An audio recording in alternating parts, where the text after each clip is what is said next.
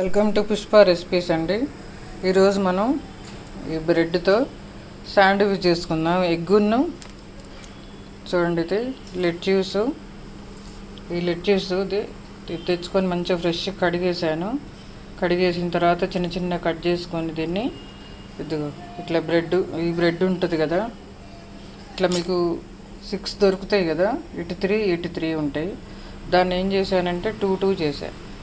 2 చేసి చూడండి, లైట్గా నెమ్మదిగా ఇట్లా ఓపెన్ చేసి దీంట్లో లెట్యూస్ నింపేశాను. ఇప్పుడు దీంట్లో మనం ఆమ్లెట్ ఎట్లా పెట్టుకుందామో చూద్దాం.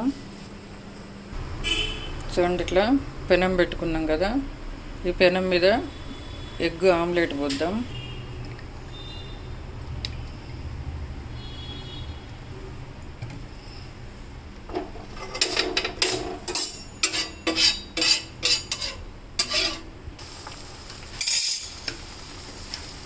చూడండి, ఇది పెద్ద ప్యాన్ కాబట్టి కొంచెం సాల్ట్ చిటికెతోటి, ఎక్కువ అక్కర్లేదు, చిటికెడు చాలు. దీనికి ఒక చిటికెడు. మీరు చిన్న ప్యాన్ అయితే ఒక్కొక్కటి వేసేసుకోండి. చూడండి, కారం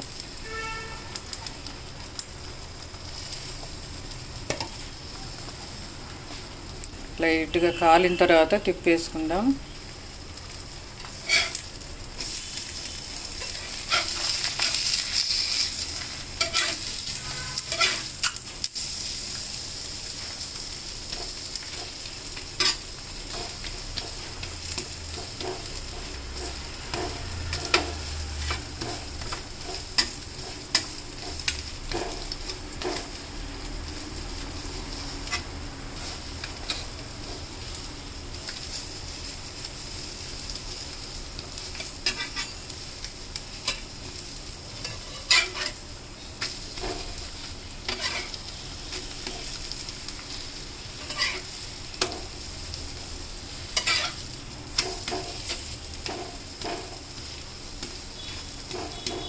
అంతే, అయిపోయింది. ఇప్పుడు ఈ ఆమ్లెట్ తీసేద్దాం. కొంచెం చూడండి, దీంట్లో సాస్ వేసుకుందాం లైట్గా.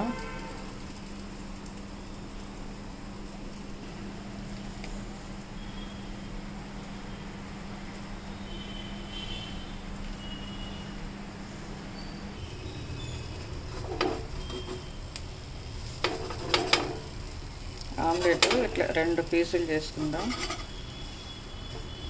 చూడండి, దీన్ని కూడా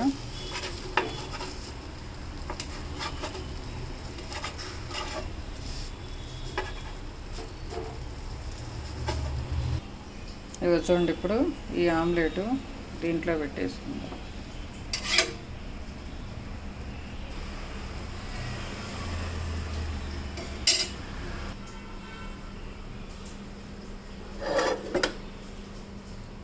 ఇది చూడండి, ఇప్పుడు దీంట్లో మళ్ళీ పైన ఇంకొక లేయరు లెట్యూస్ వేసాను, మళ్ళీ చిన్న ముక్క ఆమ్లెట్ పెట్టాను. ఇప్పుడు దీన్ని కవర్ చేసేసుకుందాం. చూడండి, మళ్ళీ ఆమ్లెట్ పైన మళ్ళీ లెట్యూస్ వేసాను, పైన ఇంకొక సగం ఇట్లా పెట్టేసుకొని దీన్ని ఇంకొకటి ఫోల్డ్ వేసుకుంటే సరిపోద్ది. ఇట్లా కొద్దిగా ఇట్లా ప్రెస్ చేసుకొని తినేయడమే. దీన్ని బాగుంటుంది. చూడండి, బ్రెడ్తో శాండ్విచ్.